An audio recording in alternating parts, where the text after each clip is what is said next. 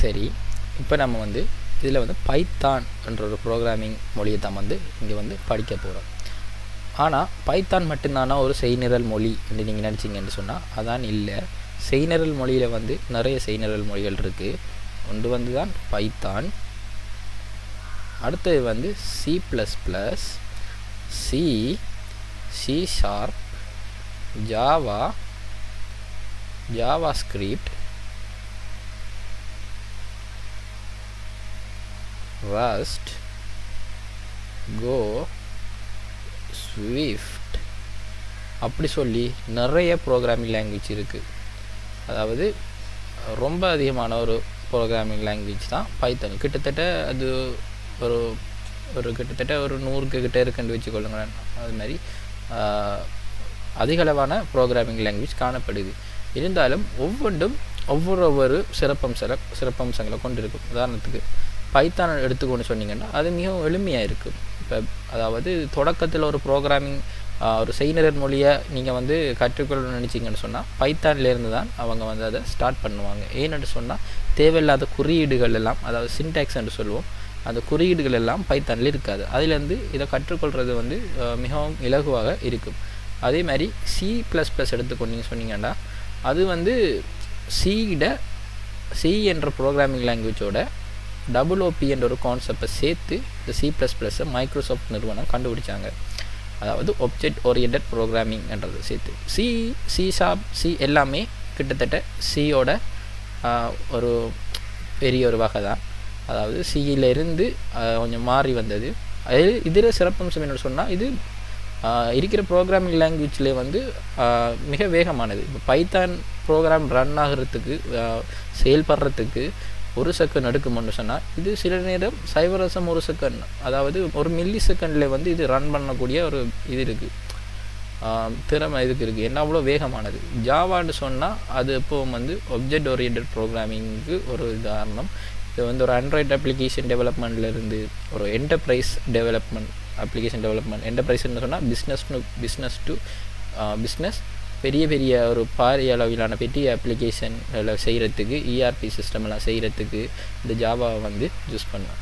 Java ஸ்கிரிப்டை சொன்னால் அது இப்போ வெப் டெவலப்மெண்ட்டில் மிகவும் ஒரு ஃபேமஸான ஒரு லாங்குவேஜாக மாறி வருது. இதை வச்சு நீங்கள் முன்னுக்கு பார்க்குற ஃப்ரண்ட் அண்ட் பேஜ்லேருந்து பின்னுக்கு இருக்கிற சர்வர்லேருந்து உங்களோட டேட்டா பேஸ் இருந்து இது அவ்வளோத்துக்கும் தேவையான டேட்டாவை பரிமாற்றம் செஞ்சு பெற்றுக்கொண்டு ஒரு வெப்சைட்டுக்கு வந்து செய்கிறதுக்கு இந்த ஜாவா ஸ்கிரிப்ட் பயன்படுது. ஜாவா ஸ்கிரிப்டில் வந்து சில ஃப்ரேம் ஒர்க்ஸ் இருக்குது. ரியாக்ட் ஜேஎஸ்ன்னு சொல்லி, அடுத்து நோட் ஜேஎஸ்ன்னு சொல்லி, இதெல்லாம் வந்து இப்போ வந்து ஜாவா ஸ்கிரிப்டோட ஃப்ரேம் ஒர்க்ன்னு சொன்னால் என்னென்னு சொன்னால் ஒரு ப்ரோக்ராமிங் செய்நிரலை வச்சு ஒரு ஸ்ட்ரக்சரை உருவாக்குவாங்க.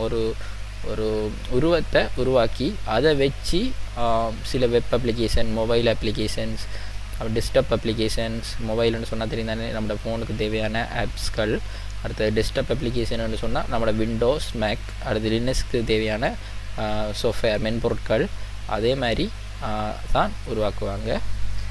அதே மாதிரி ரஸ்ட்ன்னு சொன்னாலும் அது ஒரு சேஃப்டியான மெமரியெல்லாம் லீக் ஆகாமல் அதோட பெர்ஃபார்மன்ஸ் கூடின ஒரு ப்ரோக்ராமிங் லாங்குவேஜ். கோன்னு சொன்னாலும் ஒரு மிகவும் ஃபாஸ்டான ஒரு ப்ரோக்ராமிங் லாங்குவேஜ். அதை வச்சு பேக்கெண்ட் சர்வர்களை உருவாக்குவாங்க. ஸ்விஃப்ட்ன்னு சொன்னால் iOS அப்ளிகேஷன்ஸை வந்து டெவலப் பண்ணுறதுக்காக இந்த ஸ்விஃப்ட்டை வந்து யூஸ் பண்ணாங்க. சரியா?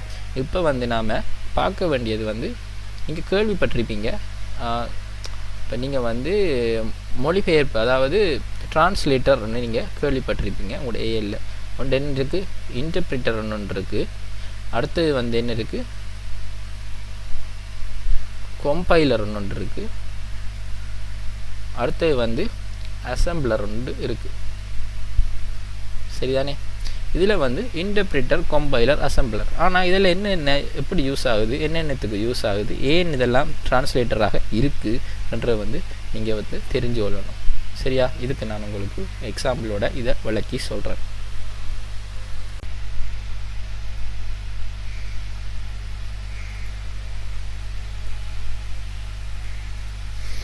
ஓகே, இப்போ வந்து இன்டர்பிரிட்டர், கம்பைலர், அசம்பிளர் ரெண்டு 3 டிரான்ஸ்லேட்டர் இருக்குது. இந்த இன்டர்பிரேட்டர் என்னத்தில் யூஸ் ஆகுது, இந்த கம்பைலர் வந்து என்னத்தில் யூஸ் ஆகுது, இந்த அசம்பிளர் வந்து என்னத்தில் யூஸ் ஆகுதுன்ற வந்து பார்ப்போம். ஃபஸ்ட்டு அசம்பிளர் ரெண்டுலேயே போகும். அசம்பிளர் வந்து எப்போவும் வந்து அசம்பிளி என்ற ஒரு லாங்குவேஜுக்கு தான் யூஸ் பண்ணுவாங்க. இது வந்து ஒரு ஒரு லோ லெவல் லாங்குவேஜ் எடுத்துக்கொள்ளலாம். நீங்கள் இதை எழுதுறதும் மிகவும் கஷ்டமான குறியீடுகளாக இருக்கும். பாதி மெஷினுக்கு வழங்கும், பாதி எழுதுகிற ஒரு மனிதனுக்கு ஒரு ஹியூமன் ரீட் கோடுன்னு சொல்லுவாங்க, ஹியூமன் ரீடபிள் கோடுன்னு சொல்லுவாங்க, அப்படி இருக்கும்.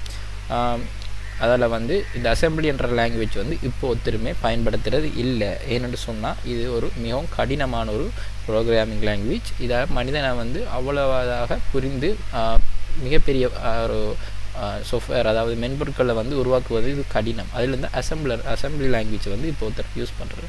இப்போ யூஸ் பண்ணுற எல்லாமே வந்து கம்பைலர் இன்டர்பிரிட்டரும் இருக்கிற செய்நிரல் மொழிகளை தான் வந்து யூஸ் பண்ணுறாங்க. அதில் இன்டர்பிரிட்டர்லாம் வந்து என்ன மாதிரியான ப்ரோக்ராமிங் லாங்குவேஜ் யூஸ் பண்ணுமென்னு சொன்னால், பைத்தான் வந்து ஒரு இன்டர்பிரிட்டர் லாங்குவேஜ். அதே மாதிரி சொல்லி ஜாவா ஸ்கிரிப்டும் ஒரு இன்டர்பிரிட்டர் லாங்குவேஜ். சரியா? இந்த இரண்டுமே வந்து இன்டர்பிரிட்டர் தான் வந்து யூஸ் பண்ணுது. அதே மாதிரி கம்பைலரை என்னென்ன யூஸ் பண்ணுதுன்னு சொன்னீங்கன்னு சொன்னால், ஜாவா கம்பைலரை வந்து யூஸ் பண்ணுது. அது மாதிரி C++,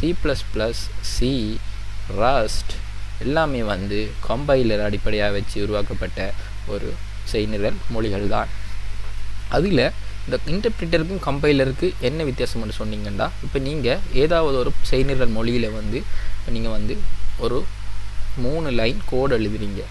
இப்போ இன்டர்பிரிட்டர் என்ன செய்யணும்னு சொன்னால், முதல் கோடை அது செயற்படுத்தின பிறகு தான் அடுத்த லைனுக்கு போகும். அதே மாதிரி இரண்டாவது லைனில் இருக்கிற கோடை செயல்படுத்தின பிறகு தான் 3வது லைன் கோடுக்கு போகும்.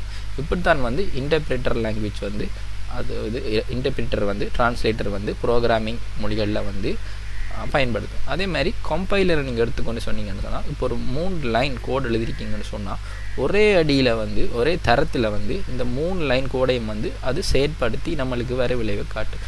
அதால் தான் கம்பைலர் லாங்குவேஜாக இருக்கிற ஜாவா, C++, ரஸ்ட் எல்லாமே வந்து மிகவும் வேகமான ஒரு மொழியாக இருக்கும். எதை விட இன்டர்பிரிட்டர் லாங்குவேஜை விட. இப்போ நீங்களே உங்களுக்கு விளங்கும், ஒரு லைனாக ஒன்றை செயற்படுத்தி போகிறதுக்கு ஒரே அடியில் இப்போ ஒரே தரத்தில் வந்து அது செயற்படுத்தி நம்மளுக்கு வெளியிட காட்டக்குள்ள இதை விட இது நிறைய மடங்கு வேகமாக கம்பைலர்லாம் இருக்கும்.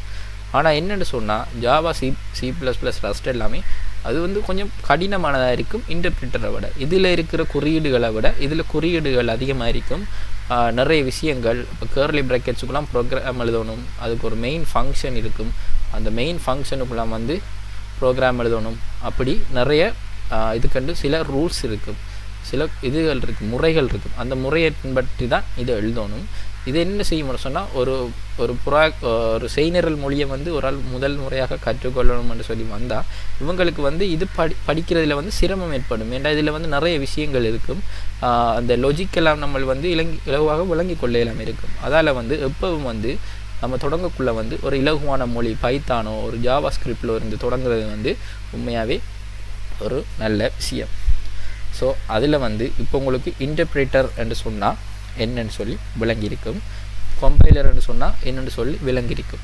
கம்பைலர் என்று சொன்னால் என்ன, ஒரே தரத்தில் வந்து அந்த ஒரு பகுதி கோடு அவ்வளவத்தையும் வந்து நம்மளுக்கு செயற்படுத்தி வெளியிட காட்டும். இன்டர்பிரிட்டர்னு சொன்னால் லைன் பை லைனாக ஒவ்வொரு லைனாக அது செயற்படுத்தி நம்மளுக்கு வெளியிட காட்டும்.